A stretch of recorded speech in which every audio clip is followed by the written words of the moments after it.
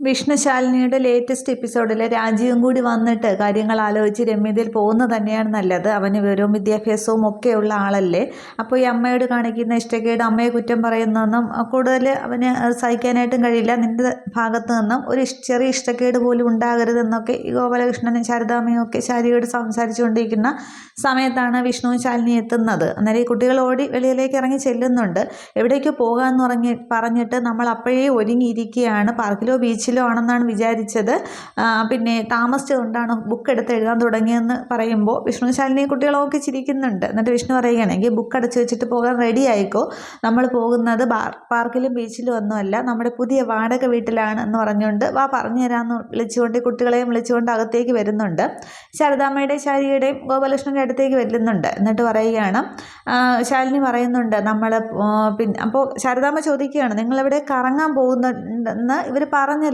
അന്നേരം ആ പുതിയും കൊണ്ടിരിക്കുകയാണല്ലേ ഇവർ. നമ്മൾ പുതിയ വാടക വീട്ടിലേക്ക് താമസം മാറിയാലോ എന്ന് ആലോചിക്കുകയാണ്. അപ്പോൾ എത്ര ദിവസമെന്നും പറഞ്ഞാൽ അവിടെ അടച്ചിടുന്നത് എന്നൊക്കെ ഇങ്ങനെ വിഷ്ണു പറയുന്നുണ്ട്. അന്നേരം ഇന്നിപ്പോൾ ഇപ്പോൾ സന്ധ്യയായില്ലേ, ഇനി മാറണമെന്ന് ചോദിക്കുകയാണ്. അന്നേരം ജോലിയൊക്കെ കഴിഞ്ഞ് വരുമ്പോൾ ഈ സമയമാകും, അല്ലെങ്കിൽ പിന്നെ ഞായറാഴ്ച ആവണം. ഞായറാഴ്ച പിന്നെ 100 കൂട്ടം കാര്യങ്ങളാണ്. പിന്നെ ഇവിടെ അടുത്തല്ലേ, കുട്ടികൾക്ക് സ്കൂളിൽ അവിടെ നിന്ന് നടന്നൊക്കെ പോകാവുന്ന ദൂരമേ ഉള്ളൂ, അങ്ങോട്ടും ഇങ്ങോട്ടും ഒക്കെ വരാമല്ലോ എന്നിങ്ങനെ വിഷ്ണുവും പറയുന്നുണ്ട്. അന്നേരം ശാരദാമ്മ പിന്നെയും ചോദിക്കുന്നുണ്ട് ഇപ്പോൾ പോകണമെന്നൊക്കെ. അന്നേരം പോകാം, അവർ പൊയ്ക്കോട്ടെ എന്നൊക്കെ ഇങ്ങനെ ഗോപാലകൃഷ്ണൻ പറയുന്നുണ്ട്. അന്നേരം ശാരികയും ചിരിച്ച് അവരോടൊപ്പം സംസാരിക്കുകയാണ്. അതിനുശേഷം വിഷ്ണു കുട്ടികളോട് പറയുന്നുണ്ട്, പിന്നെ എന്താണെന്ന് വെച്ചാൽ എടുക്കണമെന്ന് വെച്ചാൽ എടുത്തോ, അല്ലെങ്കിൽ അവിടെ ചെന്ന് അതെടുത്തില്ല ഇതെടുത്തില്ല എന്ന് പറഞ്ഞ് ബഹളം ഉണ്ടാക്കല്, വന്നേന്ന് വിളിച്ചുകൊണ്ട് വിഷ്ണു ആണെങ്കിൽ കുട്ടികളെയും കൊണ്ട് അകത്തേക്ക് പോകുന്നുണ്ട്. അന്നേരം ശാരദാമ്മ ചോദിക്കുന്നുണ്ട്, നിങ്ങൾ ജോലി കഴിഞ്ഞ് വരുമ്പോൾ ഈ സമയമാവില്ലേ? അപ്പോൾ കുട്ടികളുടെ കാര്യമോ ചോദിക്കുമ്പോൾ അതിനൊക്കെ അവിടെ ഒരാളെ കണ്ടു വെച്ചിട്ടുണ്ട്, ജയശ്രീ, നല്ല കുട്ടിയാണ്, കൊച്ചുങ്ങളുടെ കാര്യമൊക്കെ നോക്കിക്കോളൂ എന്ന് പറയുന്നുണ്ട്. തുടർന്ന് വിഷ്ണു ആണെങ്കിൽ കൊച്ചുങ്ങളെയും കൊണ്ട് അങ്ങ് അകത്തേക്ക് പോകുന്നുണ്ട് സാധനങ്ങളൊക്കെ എടുക്കാനായിട്ട്. അന്നേരം ശാലിനിയും പോകാൻ തുടങ്ങുമ്പോൾ മോളെ ഇന്ന് തന്നെ പോകണോ എന്നിങ്ങനെ ചോദിക്കുകയാണ്. അന്നേരം പോകണോ അമ്മയെന്നിങ്ങനെ പറയുമ്പോൾ വിഷ്ണു അകത്തുനിന്ന് ശാലിനിയെന്ന് വിളിക്കുന്നുണ്ട്. അന്നേരം ചെല്ല് എന്നിങ്ങനെ ശാരദാമ്മ പറയുകയാണ്. അന്നേരം ഗോപാലേട്ടാന്നിങ്ങനെ ശാരദാമ്മ വിളിക്കുമ്പോൾ അവർ പോട്ടെ, ഒറ്റയ്ക്ക് താമസിക്കട്ടെ, എങ്കിലും അവർക്ക് കുടുംബമായിട്ട് ആ ഒരു ജീവിതം അവർക്ക് ഉണ്ടാകത്തുള്ളൂ, നമ്മളൊന്ന് സപ്പോർട്ട് ചെയ്ത് കൊടുത്താൽ മാത്രം മതി എന്നിങ്ങനെ പറയുന്നുണ്ട്. അന്നേരം ശാരദാമ്മയ്ക്ക് സന്തോഷമാകുന്നുണ്ട്. പക്ഷേ ശാരികയുടെ മുഖം കാണുമ്പോൾ ശാരികയുടെ ജീവിതം എങ്ങും എത്തിയില്ലല്ലോ, ആ ഒരു വിഷമത്തിൽ ഇങ്ങനെ നിൽക്കുന്നേ ഉള്ളൂ.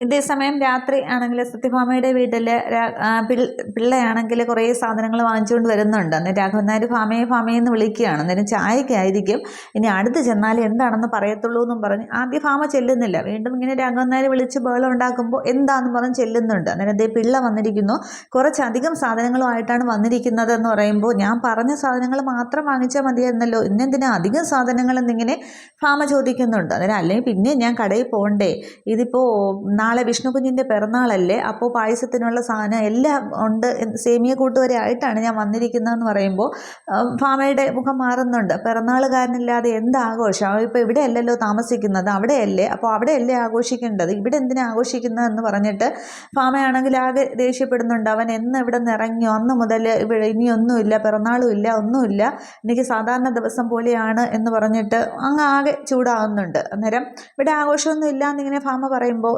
പൊന്നി അങ്ങോട്ടത്തേക്ക് വരുന്നുണ്ട്. രാഘവൻ നായർ പറയുകയാണ്, അങ്ങനെയാണെങ്കിൽ അവൻ വേറൊരു ദൂതുമായിട്ടാണ് വന്നിരിക്കുന്നത്, നാളെ വിഷ്ണുവിൻ്റെ വാടക വീട്ടിൽ പിറന്നാൾ സദ്യ ഒരുക്കുന്നുണ്ട്, അപ്പോൾ നമ്മൾ രണ്ടുപേരും അങ്ങോട്ട് ചെല്ലണമെന്ന് പിള്ളയെ ചട്ടം കെട്ടി പറഞ്ഞു വിട്ടിരിക്കുകയാണ്, അതിനും കൂടിയാണ് പിള്ള വന്നത് എന്നിങ്ങനെ പറയുമ്പോൾ സത്യഭാമ ചോദിക്കുകയാണ്, രാഘവേട്ടൻ ഇത് എന്നോട് പറയാനായിട്ട് എങ്ങനെ മനസ്സ് തോന്നി, അവൻ്റെ രാഘവേട്ടനിൽ ഞാൻ പോയി അവൻ്റെ പിറന്നാൾ സദ്യ ഉണ്ണണമെന്നോ, അവൻ്റെ ഭാര്യ വെച്ചുണ്ടാക്കുന്ന സദ്യ ഞാൻ കഴിക്കണമെന്നോ? സത്യഭാമയ്ക്ക് അന്നൊന്നും ഒരൊറ്റ വാക്കേ ഉള്ളൂ, പട്ടിണി കിടന്ന് മരിക്കേണ്ടി വന്നാലും അവളുടെ അടിമച്ചോറ് ഉണ്ണാനായിട്ട് ഈ സത്യഭാമയെ കിട്ടില്ല, അവൻ ആ വീട്ടിൽ നിന്ന് പോയത് മുതൽ എനിക്ക് പുകഞ്ഞ ഉള്ളി പുറത്ത് തന്നെയാണ് എന്ന് പറഞ്ഞ് ആകെ ദേഷ്യപ്പെട്ട് ഭാമ അങ്ങോട്ട് സംസാരിക്കുകയാണ്. അന്നേരം അവന് വല്ലവൻ്റെ കൊച്ചിൻ്റെ തന്ത അവനല്ലേ, അവനിപ്പോൾ അവളോടൊപ്പം പോയിരിക്കുന്നത്, എൻ്റെ വാക്കിനല്ലല്ലോ, കളക്ടറുടെ വാക്കിനല്ലേ അവന് വില എന്ന് പറഞ്ഞങ്ങ് ചാടി കടിക്കുകയാണ്. അന്നേരം രാഘവൻ നായർ ചോദിക്കുന്നുണ്ട്, എന്തിനാ ഭാമ എന്നീ ഇങ്ങനെയൊക്കെ പറയുന്നത്, അവർ നമ്മളെ വിളിച്ചു, അവൻ നമ്മളെ വിളിച്ചു, അപ്പോൾ ഇഷ്ടമല്ലെങ്കിൽ നമ്മൾ പോകണ്ട, ഓരോരുത്തർക്ക് ആഗ്രഹങ്ങൾ എല്ലാവർക്കും ഉണ്ടാകുമല്ലോ, അതിനിപ്പോൾ എത്ര കിടന്ന് ബഹളം ഉണ്ടാക്കാനൊന്നും ഇല്ല എന്നിങ്ങനെ പറയുമ്പോൾ രാഘവേട്ടൻ അവൻ്റെ ആഗ്രഹങ്ങൾ പറഞ്ഞല്ലോ, അതുപോലെ എനിക്കും ഇല്ലേ, അവൻ്റെ പെറ്റ തള്ളയുടെ ആഗ്രഹങ്ങളും ഇല്ലേ, കഴിഞ്ഞ പിറന്നാൾ വരെ ഓരോ പിറന്നാളിനും എന്ത് ഭംഗിയായിട്ടാണ് നമ്മൾ ആഘോഷിച്ചിട്ടുള്ളത്. പുത്തനെടുപ്പിട്ട് അമ്പലത്തിൽ കൊണ്ടുപോയി നിർത്തിയിട്ട് എൻ്റെ കുഞ്ഞിന് ദീർഘായുസ് തരണേ, ദുരിതങ്ങൾ ഉണ്ടാവല്ലേ എന്നൊക്കെ ഞാൻ പ്രാർത്ഥിക്കാറുണ്ടായിരുന്നല്ലോ. എന്നിട്ട് എൻ്റെ ആഗ്രഹങ്ങൾക്ക് ഒരു വിലയില്ല എന്ന് പറഞ്ഞ് അമ്മയ്ക്ക് സങ്കടമൊക്കെ വരുന്നുണ്ട്. അതിനുശേഷം അതുകൊണ്ട് ഇനി ഇവിടെ എന്നത്തെയും പോലെ നാളെയും ഞാൻ കഞ്ഞിയും കറിയും വയ്ക്കും. അപ്പോൾ അതുപോലെ പിന്നെ കഴിക്കാവുന്നവർ കഴിച്ചാൽ മതി, ഇല്ലാത്തൊരു പട്ടിണി കിടന്നോണം, എനിക്കിനി ആഘോഷമില്ല. അതുകൊണ്ട് എൻ്റെ കൂടെ നിൽക്കുന്നവർക്കും ആഘോഷം വേണ്ടാന്ന് പറഞ്ഞിട്ട് പിള്ളയോടും പറയുന്നുണ്ട്. ഇനി മേല അവൻ്റെ വക്കാലത്തുമായിട്ട് വന്ന ആദ്യം പുറത്താവുന്നത് താനായിരിക്കും എന്നിങ്ങനെ പിള്ളയോടും പറഞ്ഞിട്ട് അമ്മയ്ക്ക് അന്നേരം സങ്കടമൊക്കെ വരുന്നുണ്ട്, വിഷ്ണു കൂടെ ഇല്ലാത്തതിനൊക്കെ. എന്നിട്ടും ആകെ പിന്നെ കണ്ണൊക്കെ നിറയുന്നുണ്ട്. എന്നിട്ട് അങ്ങ് അകത്തേക്ക് ദേഷ്യപ്പെട്ട് പോവുകയാണ് ചെയ്യുന്നത്. അന്നേരം പിന്നെ പൊന്നി വിഷമിച്ചിരിക്കുന്നുണ്ട്. പിള്ള അങ്ങനെ നിൽക്കുകയാണ്. രാഘവനാർ പറയുന്നുണ്ട്, ഇതൊക്കെ ഈ സാധനങ്ങളൊക്കെ അപ്പുറത്തേക്ക് എങ്ങാനും മാറ്റി വയ്ക്കുന്ന ആളെ ഒന്നുകൂടി സംസാരിച്ച് നോക്കാം. ആ കുട്ടികളും എല്ലാവരും എന്താഗ്രഹിച്ചിരിക്കും നമ്മൾ ചെല്ലുമെന്നും പറഞ്ഞിട്ട് കാര്യമൊന്നും ഉണ്ടാവില്ല, എന്നാലും ഒന്നുകൂടി സംസാരിച്ച് നോക്കാമെന്ന് പറയുമ്പോൾ പിള്ളയാണെങ്കിൽ ഈ സാധനങ്ങളൊക്കെ എടുത്ത് പൊന്നിയുടെ കയ്യിലേക്ക് കൊടുക്കുന്നുണ്ട്. ഇതേസമയം അകത്തേക്ക് പോകുന്ന ഫാമയാണെങ്കിൽ ഇങ്ങനെ ആകെ വിഷമിച്ച് നിൽക്കുകയാണ്. വിഷ്ണുവിൻ്റെ പിറന്നാളിന് വിഷ്ണു കൂടെ ഇല്ലാത്തതിലും മകൻ പോയതിലും ഒക്കെ അവൻ എന്നോടൊപ്പമല്ലേ നിൽക്കേണ്ടതെന്നൊക്കെ ഫാമ ഓർക്കുന്നുണ്ട്. പക്ഷേ ആകെ വിഷമിച്ച് നിൽക്കുകയാണ്. ഇതേസമയം അവിടെ ശാലിനിയാണെങ്കിൽ അവിടെ വീട്ടിലെ ഫയലൊക്കെ ഇങ്ങനെ നോക്കിക്കൊണ്ടിരിക്കുമ്പോൾ കുട്ടികൾ രണ്ടുപേരും കൂടി വരുന്നുണ്ട്. അന്നേരം നിങ്ങൾക്ക് പഠിക്കാനൊന്നുമില്ല എഴുതാനൊന്നുമില്ല എന്ന് ചോദിക്കുമ്പോൾ എല്ലാം ചെയ്ത് കഴിഞ്ഞു, ഹോംവർക്കൊക്കെ ചെയ്ത് കഴിഞ്ഞു എന്ന് പറയുമ്പോൾ എങ്കിൽ ഭക്ഷണം കഴിച്ചിട്ട് കിടക്കാൻ നോക്കുക എന്ന് പറയുകയാണ്. അന്നേരം ഭക്ഷണം കഴിക്കാനാണ് വന്നതെന്നിങ്ങനെ സത്യം പപ്പിയും പറയുന്നുണ്ട്. അന്നേരം അച്ഛൻ അവിടെ കാണാം, ചോറ് വാരിത്തരാൻ പറയുമെന്ന് പറയുകയാണ്. അന്നേരം ഇന്ന് അമ്മ വാരി തന്നാൽ മതി എന്നിങ്ങനെ സത്യ പറയുന്നുണ്ട്, ചേച്ചിയമ്മ തന്നാൽ മതി എന്നിങ്ങനെ പപ്പിയും പറയുന്നുണ്ട്. അന്നേരം എനിക്കിതൊക്കെ ഫയലൊക്കെ നോക്കി തീരാനുള്ള ചെല്ലു വാശി പിടിക്കല്ല, അച്ഛനോട് പറയും എന്നൊക്കെ ഇങ്ങനെ പറയുമ്പോൾ ഇന്ന് ചേച്ചിയമ്മ തന്നാൽ മതി, എൻ്റെ അമ്മ എവിടെ ഇല്ലാത്തത് കൊണ്ടല്ലേ എന്നിങ്ങനെ പപ്പി പറയുന്നുണ്ട്. അന്നേരം വാശി കാണിക്കല്ലേ എന്നൊക്കെ പറയുമ്പോൾ ഇല്ല ഞങ്ങൾ പോകില്ല എന്നും പറഞ്ഞ് കുട്ടികൾ അവിടെ തന്നെ നിൽക്കുകയാണ്. അന്നേരം വിഷ്ണുണ്ടാന്ന് വിളിക്കുമ്പോൾ വരുന്നു എന്നും പറഞ്ഞ് വിഷ്ണു വരുന്നുണ്ട്. അന്നേരമാണ് പപ്പി പറയുന്നത്, എൻ്റെ അമ്മ ഇല്ലാത്തതുകൊണ്ടല്ലേ ചേച്ചിയമ്മ എടുത്ത് പറയുന്നതെന്ന് പറയുമ്പോൾ ശാലിനിക്കിന് ചെറുതായിട്ട് വിഷമം തോന്നുന്നുണ്ട്. അന്നേരം വിഷ്ണുവിനെ ഇങ്ങനെ നോക്കുകയാണ്. അന്നേരം വിഷ്ണു പെട്ടെന്ന് ആ ഒരു വിഷയം അങ്ങ് മാറ്റുന്നുണ്ട്. അന്നേരം കുട്ടികളുടെ കാര്യം നോക്കിയിട്ട് മതി ഫയലും കാര്യങ്ങളൊക്കെ നോക്കുന്നത് എന്നിങ്ങനെ വിഷ്ണു വലിയ ഇതിൽ പറയുകയാണ്. അന്നേരം ഇതെനിക്ക് നാളെ സബ്മിറ്റ് ചെയ്യാനുള്ളതാണ് എന്ന് പറയുമ്പോൾ അതൊക്കെ ഓഫീസിലെ കാര്യമൊക്കെ ഇവിടെ ഇപ്പോൾ കൊച്ചുങ്ങളെ കാര്യം നോക്കിയിട്ട് മതി എന്ന് പറഞ്ഞ് കുട്ടികളുടെ മുമ്പിൽ ആളാവാൻ വേണ്ടിയിട്ടാണ് ശാലിനിയോട് കണ്ണിറക്കി കാണിച്ചിട്ടാണ് ഇതൊക്കെ പറയുന്നത്. ഇവിടെ ആണെങ്കിൽ ഇവിടെ കാര്യങ്ങൾ തീരുമാനിക്കുന്നത് ഞങ്ങളാണ്, ഇത് ഞങ്ങളുടെ നമ്മൾ പറയുന്നത് കേട്ട് പഞ്ചപുച്ഛമടക്കി നിന്നാൽ മതി. അമ്മ പിന്നെ അവിടെ ജോലി സ്ഥലത്ത് വലിയ പുലിയാണെങ്കിൽ ഇവിടെ രാജാക്കന്മാർ നമ്മളാണ്, നമ്മുടെ അനുവാദം വേണമെന്ന് അനങ്ങണമെങ്കിൽ അതുകൊണ്ട് എണീറ്റ് എന്നും പറഞ്ഞ് അങ്ങോട്ട് വിഷ്ണു ബഹളം ഉണ്ടാക്കുകയാണ്. അന്നേരം ഇവരിത് കേട്ടുകൊണ്ട് പിന്നെ കൊച്ചുങ്ങൾ കൈയടിക്കുകയൊക്കെ ചെയ്യുന്നുണ്ട്. അന്നേരം ശാലിനി ഇങ്ങനെ ശ്രദ്ധിച്ച് വിഷ്ണുവിനെ രൂക്ഷമായിട്ട് നോക്കുന്നുണ്ട്. അന്നേരം ഒന്നും പറയല്ലേ എന്നൊക്കെ വിഷ്ണു ഇങ്ങനെ കണ്ണും കൈയൊക്കെ കാണിക്കുന്നുണ്ട്. അന്നേരം ഞാൻ വിഷ്ണുവിൻ്റെ മേലുദ്യോഗസ്ഥയാണെന്ന് പറയുമ്പോൾ അതൊക്കെ എങ്ങ് ഓഫീസിൽ ഇവിടെ ഞാൻ പറയുന്നത് പോലെ ഞാനാണ് ഇവിടുത്തെ രാജാവ് എന്ന് പറയുമ്പോൾ കുട്ടികളിങ്ങനെ നോക്കുന്നുണ്ട്. അല്ല നമ്മളാണ് ഇവിടുത്തെ രാജാക്കന്മാർ, നമ്മൾ പറയുന്നത് പോലെ അനുസരിച്ചോണം, എഴുന്നേക്കെന്ന് പറഞ്ഞിട്ട് വിഷ്ണു പറയുന്നുണ്ട്. എന്നിട്ട് പ്ലീസ് എഴുന്നേക്ക് എന്നൊക്കെ പറയുകയാണ്. അന്നേരം മാനം കെടുത്തല്ലേ എന്നൊക്കെ വിഷ്ണു പറയുന്നുണ്ട്. അന്നേരം ഇല്ലെങ്കിൽ ഞാൻ മാനം കെടുത്തും എന്നിങ്ങനെ തിരിച്ച് എന്ന് വെച്ചാൽ കുട്ടികളുടെ മുമ്പിൽ ആളാവാൻ വേണ്ടി കുട്ടികൾക്കൊരു സന്തോഷം ഉണ്ടാവാൻ വേണ്ടി വിഷ്ണു ചെയ്യുന്നതാണത് മുഴുവൻ. അന്നേരം ശാലിനിക്ക് അത് മനസ്സിലാവുന്നുണ്ട്. അന്നേരം ശാലിനി എണീക്കാൻ ഭാവം ഇല്ലയെന്ന് കാണുമ്പോൾ വിഷ്ണു ആണെങ്കിൽ ഫയലെല്ലാം കൂടെ അങ്ങോട്ട് മടക്കി വയ്ക്കുന്നുണ്ട്. നാളെ പരീക്ഷയൊന്നും ഇല്ലല്ലോ, അങ്ങോട്ട് എഴുന്നേറ്റേന്നും പറഞ്ഞിട്ട് ആകെ ബഹളം വയ്ക്കണം. അതിനെ കൈയടിക്കുന്ന കൂടെ കുട്ടികളുടെ പറയുന്നുണ്ട്. കുട്ടികളങ്ങ് കൈയടിക്കുന്നുമുണ്ട്. അവസാനം ശാലിനി എഴുന്നേൽക്കുകയാണ്. അന്നേരം ചെന്നേ പോയി ഭക്ഷണം എടുക്ക്, കിച്ചണിലേക്ക് പോകുമെന്ന് പറയുമ്പോൾ ശാലിനി ഇങ്ങനെ പോകുന്നുണ്ട്. അതിനെ കമ്മോൺ എന്നും പറഞ്ഞുകൊണ്ട് വിഷ്ണു ഈ കുട്ടികളെയും വിളിച്ചുകൊണ്ട് പോവുകയാണ്. അതൊരു സന്തോഷകരമായൊരു സീനാണ് കാണിക്കുന്നത്. ശാലിനിയും വിഷ്ണുവും കുട്ടികളും ഒക്കെ ആയിട്ടുള്ള ഒരു കുറേ സന്തോഷ നിമിഷങ്ങൾ.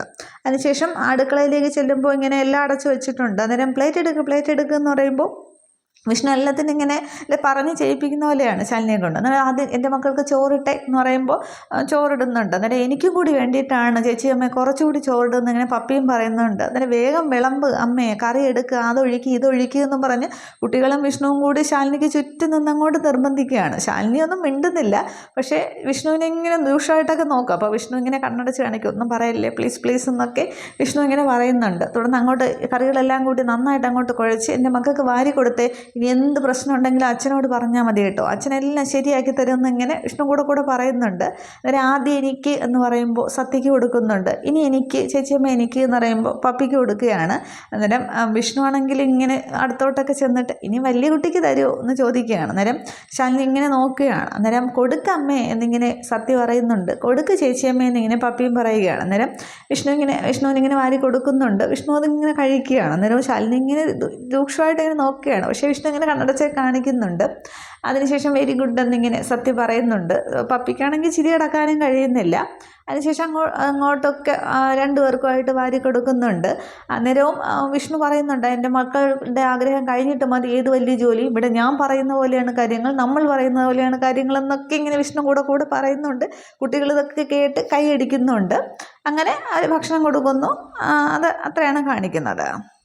ഇതേസമയം അവിടെ നൂറാണെങ്കിൽ അനൂപിനെ വിവാഹം കഴിച്ചതും ആ കാര്യങ്ങളൊക്കെ ഓർത്തിങ്ങനെ വിഷമിച്ചിരിക്കുന്നുണ്ട്. ഈ സമയത്ത് നസീറിൻ്റെ വാപ്പയാണെങ്കിൽ ഇവിടെ ഇപ്പോൾ പുറത്ത് പോയിട്ട് വരുന്നുണ്ട്. അങ്ങനെ കാറിൻ്റെ ശബ്ദം കേട്ട് നൂറിങ്ങനെ ശ്രദ്ധിക്കുന്നുണ്ട്. അന്നേരം അകത്തേക്ക് നസീറിൻ്റെ വാപ്പ കയറിയിട്ട് കയ്യിലൊരു ഫയലൊക്കെ ഉണ്ട്. അന്നേരം സുബൈദ എന്നിങ്ങനെ വിളിക്കുകയാണ്. പക്ഷേ ആളിനൊരു ദേഷ്യമൊന്നുമില്ല. അന്നേരം സുബൈദ വരുന്നുണ്ട്. എന്താ വിളിച്ചതെന്ന് ചോദിക്കുമ്പോൾ പിന്നെ നിങ്ങളെല്ലാവരും കൂടി എന്നെ ഒരു വില്ലൻ്റെ പരിവേഷം കെട്ടിയിരിക്കുകയാണല്ലോ, എന്നിലും ഒരു മനുഷ്യനുണ്ട്, കുറച്ചൊക്കെ തെറ്റ് എന്നിൽ നിന്നും സംഭവിച്ചിട്ടുണ്ട്, നമുക്കുണ്ടായ തീരാ നഷ്ടം കൊണ്ട് തന്നെയാണ് ഞാൻ അങ്ങനെയൊക്കെ പെരുമാറിയത്.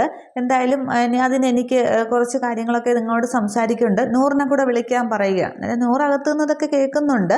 അന്നേരം സുബൈദ നൂറെ എന്ന് വിളിക്കുമ്പോൾ നൂറ് അപ്പോഴത്തേക്കും പുറത്തേക്ക് ഇറങ്ങി വരുന്നുണ്ട്. അന്നേരം ഇങ്ങോട്ട് വാന്ന് പറയുമ്പോൾ നൂറ് അങ്ങോട്ട് മാറി നിൽക്കുകയാണ്. അന്നേരം മോൾ ഇങ്ങോട്ട് വാന്ന് സ്നേഹത്തോടെയാണ് ഈ നസീർ സംസാരിക്കുന്നത്. ഈ സുബൈദയും നൂറും ആണെങ്കിൽ ഇങ്ങനെ നോക്കി നിൽക്കുകയാണ് ഈ ഒരു ഭാവമാറ്റത്തിൽ. തുടർന്ന് പറയുന്നുണ്ട്, ഞാൻ തെറ്റ് ചെയ്തിട്ടില്ല എന്ന് പറയുന്നില്ല, പക്ഷേ എന്നിൽ നിന്ന് സംഭവിച്ചത് തന്നെയാണ്, അത് ആ സാഹചര്യങ്ങൾ കൊണ്ട് തന്നെയാണ്, അതൊക്കെ അങ്ങ് വിട്ടുകള. പിന്നെ നിൻ്റെ വാപ്പയുടെ ഒരു ആഗ്രഹം ഉണ്ടായിരുന്നല്ലോ നിന്നെ പഠിപ്പിക്കണം എന്നുള്ളത്, സുബൈദയും എപ്പോഴും പറയുമായിരുന്നു നിനക്ക് പഠിക്കണമെന്നുള്ളത്, എനിക്കോ പഠിക്കാനും സാധിച്ചില്ല, എൻ്റെ മകനെയും പഠിപ്പിക്കാൻ സാധിച്ചില്ല. ആ നഷ്ടം എന്തായാലും ഞാൻ നിന്നിലൂടെ നികത്താൻ പോവുകയാണ്. നിൻ്റെ പഠിപ്പിനെ കുറിച്ചൊക്കെ ഞാൻ അന്വേഷിച്ചു, നിനക്ക് ഇഷ്ടം പോലെ പഠിക്കാവുന്ന അത്രയും പഠിക്കേണ്ടത് വരെ പഠിക്കാം, അതിന് ഞാൻ ഒരിക്കലും തടസ്സം നിൽക്കില്ല എന്നിങ്ങനെ നസീറിൻ്റെ വാപ്പ പറയുമ്പോൾ നൂറിന് അകപ്പാടെ അങ്ങ് സന്തോഷമാവുന്നുണ്ട്. ഇങ്ങനെ വാപ്പയെ തന്നെ നോക്കി നിൽക്കുകയാണ്. ഇത്രയുമേ എപ്പിസോഡിൽ കാണിക്കുന്നുള്ളൂ. പക്ഷേ പിന്നീടുള്ള സംസാരം എന്തായിരിക്കുമെന്ന് അറിയില്ല. ഇനി നൂറിൻ്റെ കയ്യിൽ നിന്ന് ഇനി സ്വത്തുക്കളൊക്കെ ഇനി എഴുതി വാങ്ങിക്കാനോ അങ്ങനെ എന്തെങ്കിലും രേഖകളൊക്കെ ആയിട്ടാണോ ഈ നസീറിൻ്റെ വാപ്പ വന്നിരിക്കുന്നത് എന്നൊന്നും അറിയില്ല. കയ്യിലൊരു ഫയൽ കാണിക്കുന്നുണ്ട്. ഇനി എന്തെങ്കിലും പറഞ്ഞ് ഒപ്പിടിപ്പിക്കാൻ വേണ്ടിയോ അങ്ങനെ ചെയ്യണം പറഞ്ഞ് ഒപ്പിടിപ്പിക്കാൻ വേണ്ടിയോ ആണോ എന്നൊന്നും അറിയില്ല. അതൊക്കെ അടുത്ത എപ്പിസോഡിൽ കാണാം. അപ്പോൾ ഇനിയാണ് പിന്നെ വിഷ്ണുവിൻ്റെ ആ ഒരു ബർത്ത്ഡേക്ക് ശാലിനി ആണെങ്കിൽ ആ ഒരു കേക്കൊക്കെ കൊണ്ടുവന്ന് സെലിബ്രേറ്റ് ചെയ്യുന്നതൊക്കെ. അപ്പോൾ ഈ ഒരു എപ്പിസോഡ് നല്ലതായിരുന്നു. വിഷ്ണുവും ശാലിനിയും കുട്ടികളും തമ്മിലുള്ള ആ ഒരു സീൻ തന്നെയായിരുന്നു ഇതിൽ ഹൈലൈറ്റ് ആയിട്ടുള്ളത്. നല്ല സീനായിരുന്നു. ഇത്രയുമാണ് പുതിയ വിശേഷങ്ങൾ. Okay, thank you.